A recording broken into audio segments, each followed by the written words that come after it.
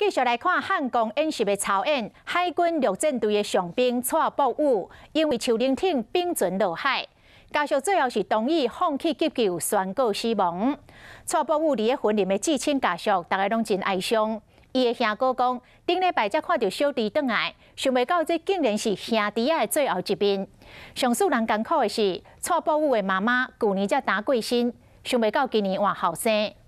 今仔日7月初7是蔡博武26岁生日，爸爸这几天无用咧处理后事，想到家己竟然甲后生的生日放袂记哩，是心痛、目屎、四难随。蔡博武的爸爸这几天无用处理后生的后事，边仔人提醒7月初7今仔日是蔡博武26岁生日，伊才雄雄想起来。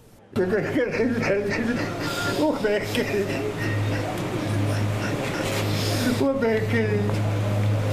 爸爸一直讲伊袂记哩，心内底真歹过，又搁感觉真歹势，好甲真伤心。蔡博武的妈妈去年才过身去，家属拢真悲伤。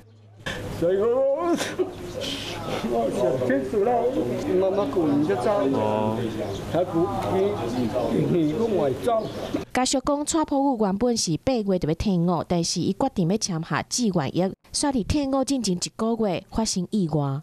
我上礼拜的时候才看到他，就是，然后这礼拜国泰平安，风调雨顺。蔡博武去年年底和朋友小酒食饭烘肉的时阵，伊还阁讲希望今年会当风调雨顺、国泰平安。但是无想到讲，伫演习的时阵，因为风影伤大，冰船落海，就安尼离开人世间。